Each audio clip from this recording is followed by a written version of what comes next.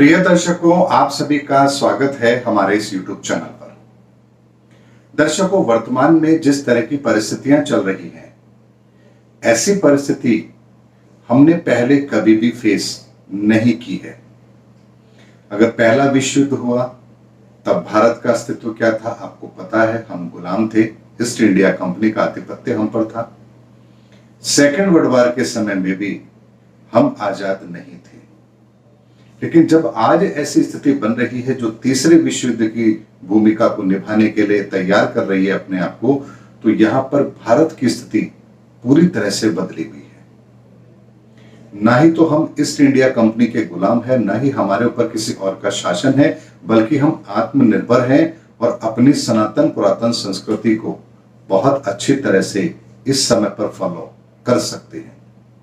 इसीलिए पिछले दो युद्ध जो हुए हैं उनकी भूमिका और वर्तमान की भूमिका में एक बहुत बड़ा अंतर अवश्य होगा।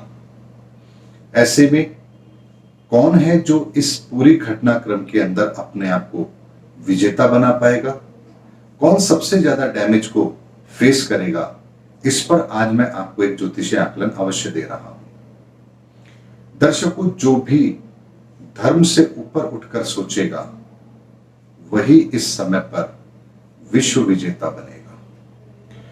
कहने का मतलब यह है कि जब हम किसी घटनाक्रम को देखते हैं और यदि हमारे जो पैरामीटर हैं सोचने के, या जिस धर्म को, जिस संप्रदाय को हम बिलोंग करते हैं, अगर हम केवल उस सीमित दायरे के अंदर रह करके सोचेंगे तो कभी भी हम वर्तमान परिस्थिति का सही अवलोकन नहीं कर पाएंगे। ऐसे में अगर हमको यह समझना हो कि ऐसी विषम परिस्थिति के अंदर हमारा दृष्टिकोण क्या होना चाहिए, तो इसके लिए हमें हमारे सनातन पुरातन धर्म के अनुसार जो हमारे धार्मिक शास्त्र ग्रंथ उपलब्ध हैं, उनमें जब इन घटनाओं का हम अध्ययन करेंगे तो हमें वहां से कुछ सूत्र अवश्य मिलेंगे। जैसे महाभारत के अंदर जिस समय अर्जुन युद्ध के मैदान में आता है और अपने ही लोगों को सामने देखता है तो अपना गांडीव नीचे रख देता है, और वहां पर भगवान श्री कृष्ण को उसे गीता का उपदेश देना पड़ता है। भगवान श्री कृष्ण भी वहां पर कहते हैं कि अर्जुन, तुझे अपने धर्म का पालन करना है। यहां धर्म में हिंदू मुस्लिम सिख ईसाई वाली बात नहीं कर रहा हूं। वर्तमान के समय में जो हमारा धर्म है, हमारा कर्तव्य है, हमें उसका निर्वहन करना है। ये सीख भगवान श्री कृष्ण ने अर्जुन को दी और स्पष्ट तौर पर अर्जुन को कहा कि तू ये मत देख कि तेरे सामने युद्ध जो लड़ रहे हैं वो तेरे सगे संबंधी हैं, बल्कि ये देखो कि तुम इस समय पर अधर्म के पक्ष में खड़े हुए लोगों से युद्ध कर रहे हो। इसलिए तुम्हारी प्राथमिकता इस समय पर धर्म के रास्ते पर चलते हुए अपने कर्तव्य का निर्वहन करने की है, और यही तुम्हें करना भी चाहिए। ऐसा नहीं है कि केवल धर्म के लिए लड़ाई अर्जुन ही कर रहा था। बहुत से लोग थे जिनके अपनी अपनी मान्यताएं थी और वो भी ये समझते थे कि उनका धर्म भी उन्हें यही करने को कह रहा है। जैसे कर्ण था, कर्ण कहता है कि मेरा धर्म यह है कि मुझे मित्र का साथ देना चाहिए, तो उसने अपनी मित्रता निभाई। द्रोणाचार्य ने हस्तिनापुर का साथ दिया, भीष्म पितामह ने हस्तिनापुर के सिंहासन का साथ दिया, क्योंकि वो अपनी प्रतिज्ञा से बंधे हुए थे।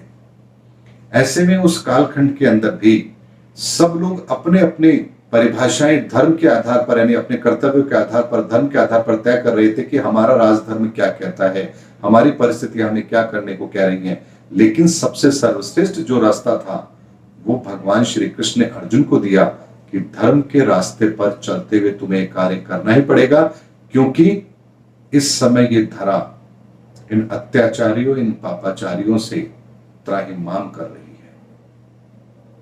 दर्शकों, इसीलिए इस समय भी परिस्थितियां वही बन रही हैं जब हर तरफ अराजकता का माहौल है। हर व्यक्ति अपनी हर धर्मिता कर रहा है, हर व्यक्ति अपने आप को ही धर्म के रास्ते पर चलने वाला बता रहा है और उसी का अनुसरण कर रहा है। इस्लाम पे चलने वाला कहता है कि हम अपने धर्म का पालन कर रहे हैं। ईसाई धर्म पर चलने वाले लोग कहते हैं कि हम अपने धर्म का पालन कर रहे हैं। सिख धर्म पर चलने वाले लोग सिख धर्म का पालन कर रहे हैं, हिंदू कहते हैं हम अपने धर्म का पालन कर रहे हैं। लेकिन वर्तमान समय के अंदर क्या धर्म है, इसको समझना बेहद जरूरी है। आप किसी कट्टरपंथी विचारधारा को लेकर के इस समय पर नहीं चल सकते हैं, ये आपको समझना ही पड़ेगा।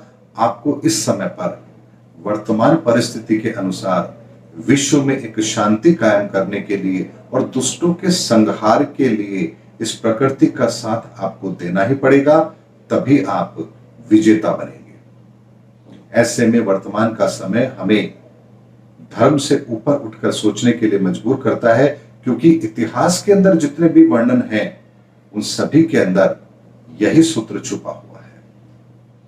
ऐसे में जब भी जिस कालखंड के अंदर भी इस संसार में एक बहुत बड़ा परिवर्तन आता है, लोग उस समय के परिदृश्य को ध्यान में रखते हुए एक मार्ग का अनुसरण अवश्य करते हैं। गुरु नानक देव ने भी उस समय पर मुगलों के शासन के अत्याचारों से तंग आकर के सिख धर्म की स्थापना की, और उस समय भी बहुत से ऐसे सूरमा थे जिन्होंने उस समय को पहचाना और गुरु नानक देव का साथ दिया और एक नए पंथ की रचना हुई।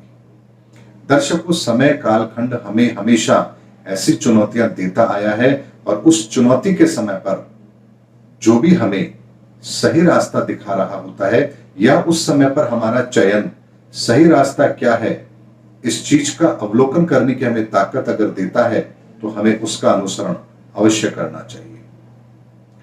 इसीलिए दर्शकों, वर्तमान का समय भी ठीक उसी तरह का है जब पूरे विश्व के अंदर एक अराजकता का माहौल है, और इस विश्व को भी शांति चाहिए, और इसे शांति देने का काम वही करेगा जो सनातन पुरातन संस्कृति, इस संसार के नियम कायदों को, इन सबको जानता है, समझता है, और धर्म का अनुसरण कैसे किया जाता है इसका उसे अच्छी तरह से पता है। वही इस समय पर इस दुनिया को एक नई राह दिखाने का काम करेगा, और इस समय पर भारत ही केवल ऐसा है जो इस रास्ते पर मुझे बढ़ता हुआ आगे नजर आ रहा है।